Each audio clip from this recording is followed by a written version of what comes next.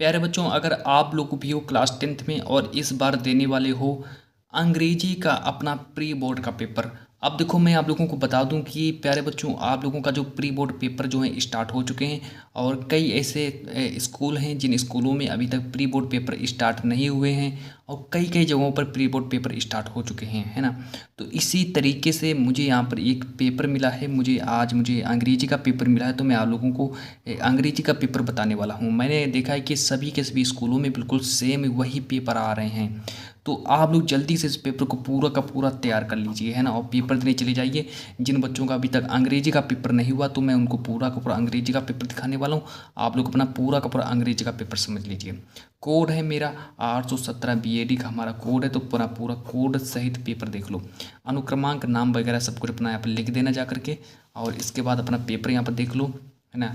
तो यहाँ पर लिखा first 15 minute are allotted for the candidates to read the questions paper. मतलब पहले 15 मिनट तक आप लोगों को पेपर को पूरा का पूरा पढ़ना पड़ेगा कि पेपर में क्या दिया है और क्या नहीं दिया है। तो पहले 15 मिनट तक आप लोगों को पढ़ना पड़ेगा, है ना। अच्छा, 15 मिनट तक पढ़ने के बाद फिर लिखा है कि ऑल क्वेश्चंस आर कंपलसरी, मतलब सभी के सभी क्वेश्चंस करना अनिवार्य है। यहाँ पर देखो पार्ट ए और पार्ट बी हमारा दिया गया है, जिसमें पार्ट ए में हमारे 20 नंबर का क्वेश्चंस आएगा। 20 मल्टीपल चॉइस क्वेश्चंस, मतलब 20 क्वेश्चंस पूछे जाएंगे मल्टीपल चॉइस, है ना। ब्लू और ब्लैक वाइट, मतलब पहले आप लोगों को ब्लू, या फिर आप लोगों के पास अगर नीला पेन लेकर जाएं, या फिर अगर आप लोगों के पास ब्लैक बॉल पेन अगर है तो आप लोग उस पेन को ले जा सकते हैं।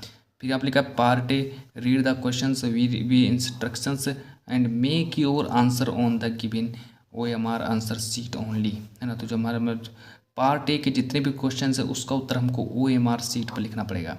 अब सीट और आंसरिंग देखो, इसमें आप लिखा डू नॉट इरेजर, मतलब कि OMR सीट पर हमको इरेजर नहीं करना है।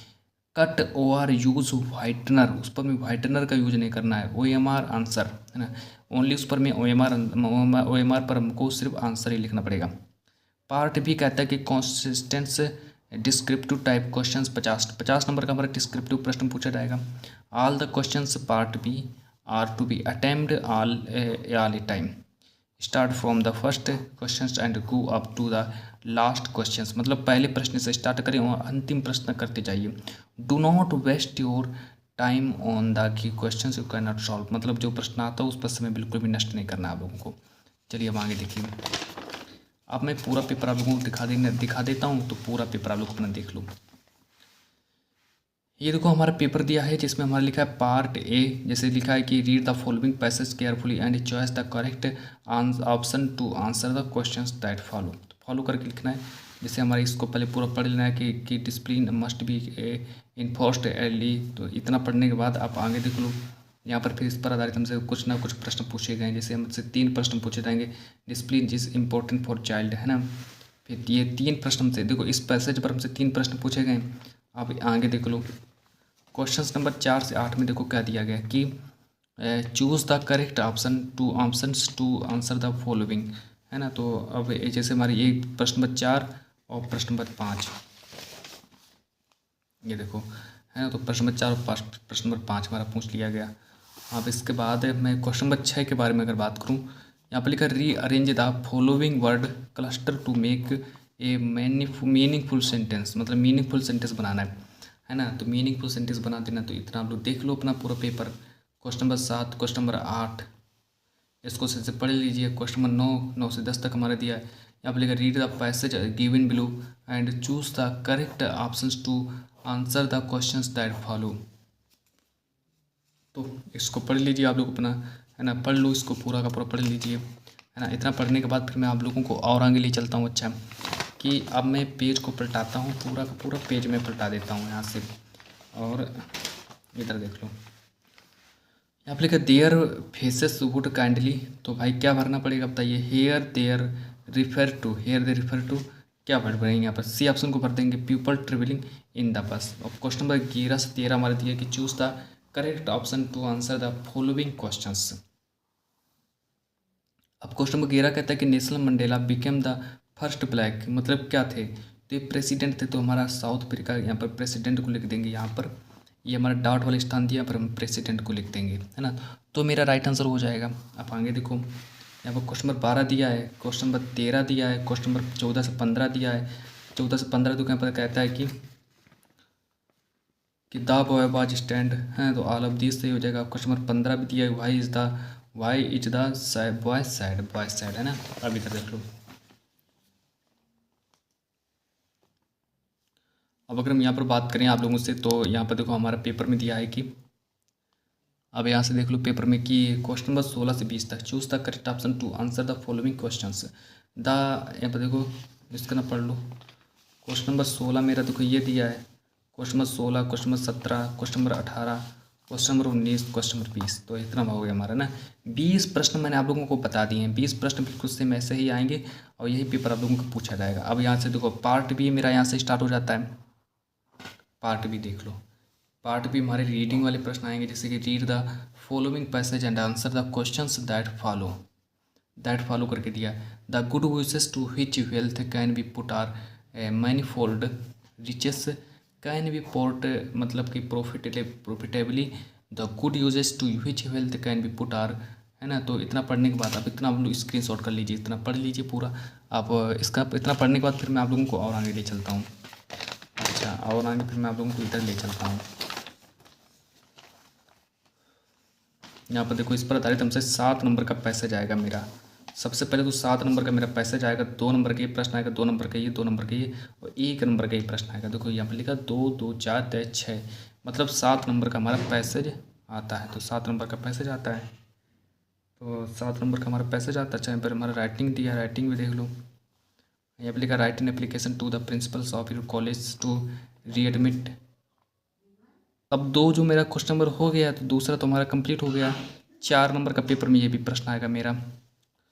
और अथवा करके दिया है कि write letter to your friend expressing deep grief of on the death his mother, है ना। तो मदर को मतलब लेटर लिखने के लिए कहा गया है, तो लिख सकते हो भाई। क्वेश्चन नंबर 3 देखो हमारा लिखा write in article for your college magazine telling the students about the importance. तो इतना इम्पोर्टेंस आप लोगों का बन जाता है। हिंट दिया मेरा, हिंट दिया कि देखो problem of unemployment before the country, traditional education provides only knowledge does not prepare students for a career और job, government should also arrange. इतना पढ़ने के बाद फिर मैं आप लोगों को और आगे चलता हूँ। यहाँ पर देखो लिखा है right a paragraph on an Indian festival in about 80 से 100 वर्ड्स ऑन द बेसिक। तो भाई इतना पढ़ने के बाद आप लोगों को 80 से 100 वर्ड में आप लोगों को आंसर भी लिखना पड़ेगा, जैसे कि when it is celebrated white is इतना। अब ग्रामर देखो यहाँ से स्टार्ट हो जाता है। ग्रामर देख लो, यहाँ से फिर मैं आप लोगों को ग्रामर के बारे में थोड़ा बहुत बता देता हूँ। ग्रामर में देखो 2 नंबर का ये प्रश्न आएगा मेरा, है ना। 2 नंबर का ये प्रश्न आता है, 2 नंबर का ये आता है। 4 नंबर का हमारा ग्रामर में आएगा, जैसे rewrite the following sentence by changing into indirect speech, मतलब डायरेक्ट इनडायरेक्ट पूछा गया, है ना। तो डायरेक्ट इनडायरेक्ट पूछा गया, जैसे हमारा लिखा है she said to me I know you do know I you know and your whole family. अब इसको हमें इनडायरेक्ट स्पीच मतलब है, डायरेक्ट इनडायरेक्ट है। अब आगे देखो change the following into passive voice,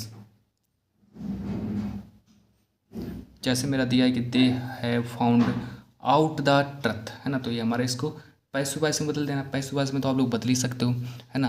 अच्छा, अब आगे देख लो। यहाँ पर लिखा है कि punctuate the following using capital letters where were necessary, मतलब कि उसको हमें कैपिटल लेटर में लिखना पड़ेगा, है ना। तो पहला अक्षर कैपिटल लेटर में लिखा जाता है और इसको हमें पंचुएट करना है, जैसे कि he said to his elder sister will you prepare but not coffee for me. तो 2 नंबर का आता है हमारा पंचुएट वाला, है। तो अब यह देखो हमारा ट्रांसलेट इसको करना पड़ेगा।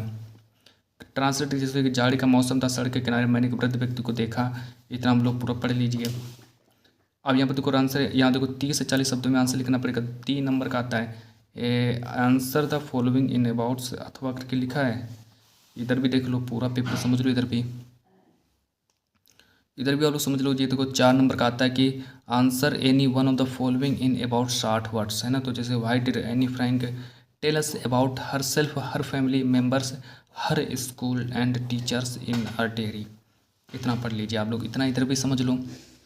तो इधर भी आप लोग समझ लीजिए कि और heat ward state mind was the poet in the beginning, है ना। तो इतना पढ़ने के बाद फिर मैं आप लोगों को और आगे ले चलता हूँ। अब अगर हम यहाँ पर बात करें तो यहाँ पर अब देखो मेरा यहाँ पर बन जाता है सेंट्रल आइडिया। अच्छा, सेंट्रल आइडिया पेपर में हमारे 3 नंबर का सेंट्रल आइडिया आता है कि right in central idea of any one, मतलब एक का सेंट्रल आइडिया लिखना है। 3 सेंट्रल आइडिया जैसे 1 2 3 पूछेंगे, एक का सेंट्रल आइडिया जैसे फायर एंड आइस दिया, द बाल पोएम दिया, फॉर एनी अन्य फ्रैंक दिया। अब क्वेश्चन नंबर 9 को देखेंगे कि answer any one of the following in about 30 से 40 वर्ड्स। 3 नंबर का आता है ना। किसी एक प्रश्न का उत्तर लिखना पड़ेगा 30 से 40। तो पहला प्रश्न ये, दूसरा प्रश्न ये। क्वेश्चन नंबर 10 देख लो। 10 कह रहे कि answer any one of the following about 60 words. तो हमारे ये भी 4 ही नंबर का आता है। तो एक ये देखो, ये दूसरा, ये तो 30 से 40 शब्दों लिखना पड़ेगा। तो बताइए भाई, पेपर मैंने आप लोगों को बता दिया, अंग्रेजी का पेपर था तो पूरा पेपर में मैंने आप लोगों को समझाया। बताइए भाई पेपर कैसा लगा, है ना। तो चलिए आज की इस क्लास में इतना ही रखता हूँ।